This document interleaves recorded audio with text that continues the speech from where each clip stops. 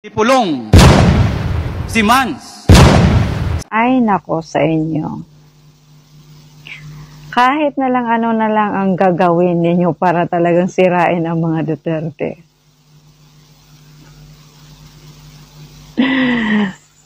Bakit ba itong tao na ito kamukha, parang kamukha sa unang kinuha nila ni Trililing na witness na isang God help. Talaga bang desperado na kayo at mga bangag na kayo dyan? At sino na lang kinukuha ninyo para magsalita ng ganito ganyan at galing pa sa kulungan? Ano bang akala ninyo sa mga Pilipino, bubuga yan sa inyo? I'm sorry ha, that's my opinion. Bilang ordinaryong Pilipino at isa sa bumuto. Pero sa mga galaw ninyo, kayo lahat dyan mga professional, may mga posisyon na pinaka-highs, pinakataas at pinakamagalang-galang na tingnan sa mga tao nga kung kumbaga ba, oh my God. Sa akala ninyo maniwala ang mga Pilipino sa ginawa ninyong ganyan? Kahit sino na lang ang mga taong kunan ninyo, bayaran ninyo para lang magsalita, sisirain ang mga Duterte? Talagang desperado na kayo? Kung ano-ano na lang ang gagawin ninyo para masira at Diyos ko po, my God.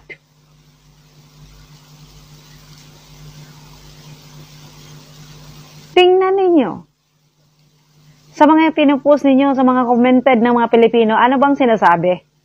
Naniwala ba sa inyo? Hindi.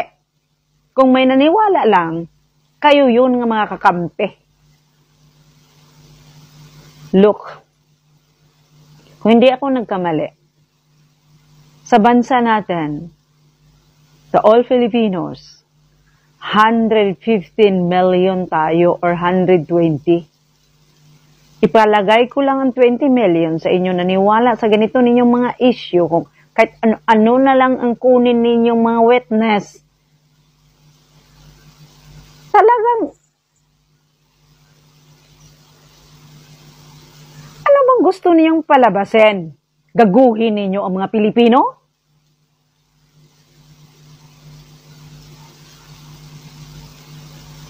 Tingnan lang ninyo sa reaksyon niya, ang mga mata niya. Ang bunganga niya, nagsalita ng ganito ganyan, pero ang mga mata niya, klarong-klaro, nagsisinungaling na naman ito. At kayo naman dyan sa kapiligiran niya, wow! Alam naman ninyo yung totoo eh, hindi. Dahil lang kasi gusto ninyo lockdown ang mga Duterte, kaya gumawa kayo ng paraan na ganito ganyan.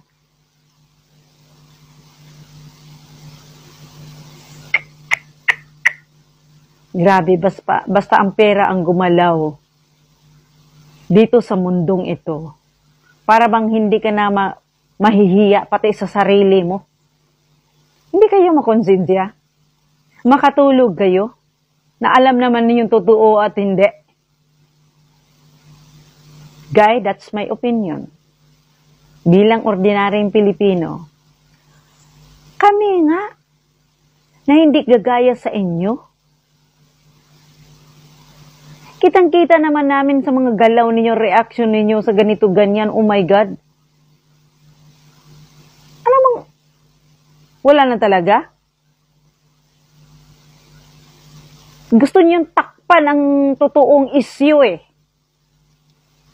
Gusto ninyong lasunin ang utak ng mga Pilipino. Gusto ninyong kahit ano na lang gagawin ninyo para masira, para ang mga issue mapunta sa ganito ganyan.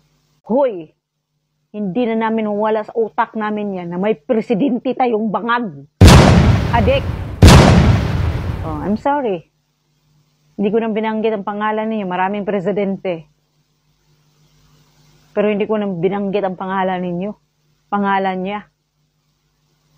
Na kayo, desperado na kayo, na insecure na kayo sa mga Duterte, kaya gumawa naman kayo ng mga paraan na ganito, ganyan. Anong gusto niyong palabasin? Ginagago kayo sa sarili ninyong ginagawa, ginigisa kayo sa sarili ninyong mantika. mga commented sa mga Pilipino, naniwala ba sa inyo? Kung may naniwala lang, yung mga kakampi ninyo. So, more than